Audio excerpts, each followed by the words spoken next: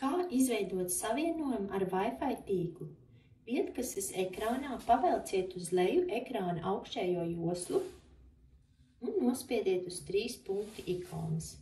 Atveriet opciju Wi-Fi iestatījumi un nospiediet uz atjauninātu Wi-Fi tīklu sarakstu.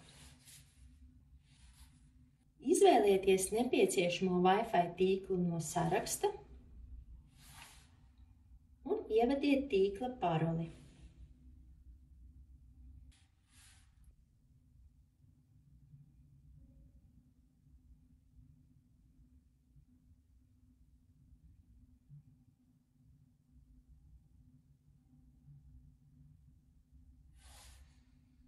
Apstipriniet, nospiežot pieslēgties.